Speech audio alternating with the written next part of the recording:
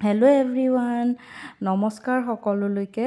আজি আকৌ এটা নতুন ব্লগ লৈ আপোনালোকৰ ওচৰলৈ আহিছোঁ। আজি কোনো ডেইলি ব্লগ নহয়, আজিৰ এই দিনটো কিবা এটা স্পেচিয়েল আছিলে, চ' মই ব্লগটো বনালোঁ। আজি আছিলে মোৰ হাজবেণ্ডৰ জন্মদিন, তো জন্মদিন উপলক্ষে কিবা কিবি বনালোঁ, ক'ত কি কৰিলোঁ তাকেই অকণমান আপোনালোকৰ লগত শ্বেয়াৰ কৰিবলৈ ভিডিঅ'টো বনালোঁ।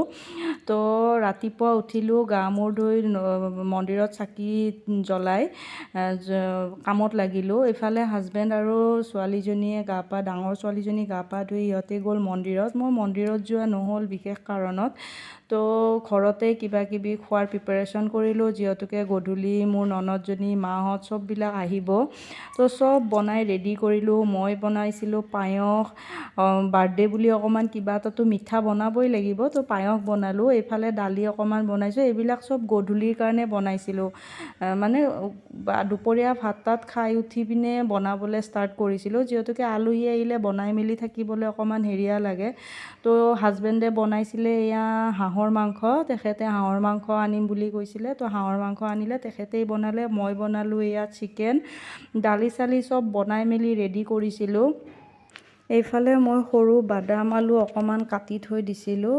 এইখিনি ভাজি ৰেডি কৰি থোৱা নাই, কাৰণ এইখিনি আগতীয়াকৈ ভাজি মেলি ৰাখিলে মানে যিটো ক্ৰাঞ্চিনেছ সেইটো নোহোৱা হৈ যায়, মানে সেমেকি যায় দেৰিলৈকে ৰাখিলে। তো সেইকাৰণে এইখিনি ভাজা নাই, সৰু সৰুকৈ কাটি মানে দুফালকৈ কাটি পিনে পানীত ভিজাই থৈ দিছোঁ। এইটো মানে ভাত খোৱাৰ আগে আগে ভাজিম বুলি।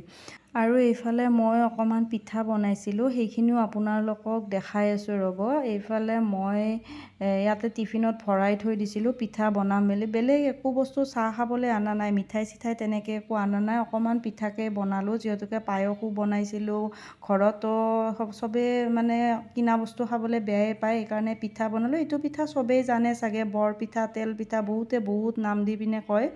এই পিঠাটো বনাইছিলোঁ, তেলত ভাজিছিলোঁ। আৰু এটা পিঠা বনাইছিলোঁ বইল পিঠা। এইটো ইয়াতে চাউলৰ গুড়ি আৰু গুড় দিব পাৰে, মই চেনি দিছিলোঁ আৰু নাৰিকল দি। পিঠাটো খাবলৈ বহুত বেছি টেষ্টি হয়। আপোনালোকক ৰেচিপিটো লাগিলে জনাব কমেণ্ট বক্সত, মই ৰেচিপিটো দি দিম বাৰু। এই পিঠাটো মোৰ মায়ে ঘৰত খুব বনাইছিলে, আগতে কিবা পাতিলে মায়ে এই পিঠাটো বনায়। তো মাৰ পৰা ময়ো শিকিছোঁ, তো শিকি আজি মই বনালোঁ। মাজে মাজে বনাই থাকোঁ, আজি বাৰ্থডে বুলি পিঠাটো বনালোঁ। বনাই মেলি চব ৰেডি কৰি থৈ দিছোঁ। এইফালে ডাঙৰ ছোৱালীজনীয়ে পূৰা পেনাই আছে, তাই মানে ডেক'ৰেশ্যন কৰিব বাপেকৰ জন্মদিন বুলি। তো সেয়াও অকণমান কৰিলোঁ। তেখেতেতো বিচৰা নাছিলে একেবাৰে এইবোৰ কৰাটো, তথাপিও তাইৰ কাৰণে, তাইৰ মনটো ভাল লাগিবলৈ মানে অকণমান ডেক'ৰেশ্যন কৰিলোঁ। তাই আৰু মই মিলি দুইটাই কৰিছোঁ।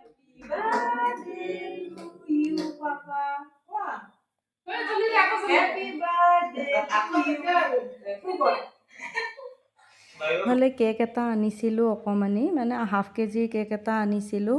আমাৰ ডাঙৰৰনো আৰু কি বাৰ্থডে বুলিবলৈ, বাচ্চাকেইটা ঘৰত আছে কাৰণে এইবোৰ কৰিব লগা হয়।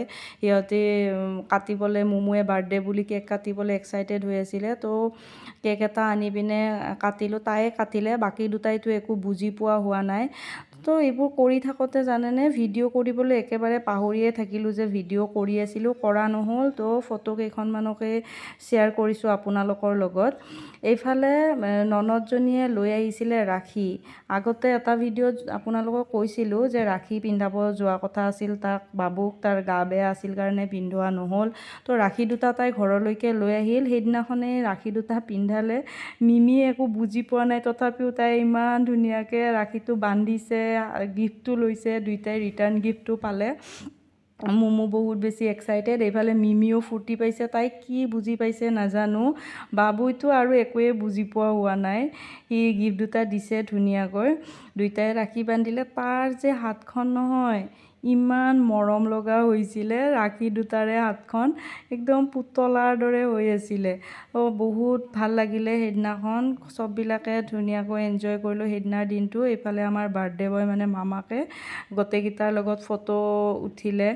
তো ভাল লাগিলে এনেকৈ চব ইহঁতে ঘৰৰ মানুহবিলাক একলগ হৈ এসাঁজ খালে ভাল লাগে। তো আজিৰ ভিডিঅ'টো এইখিনিয়ে আছিলে, পিছত নতুন এটা ভিডিঅ'ত আকৌ লগ পাম, বাই বাই।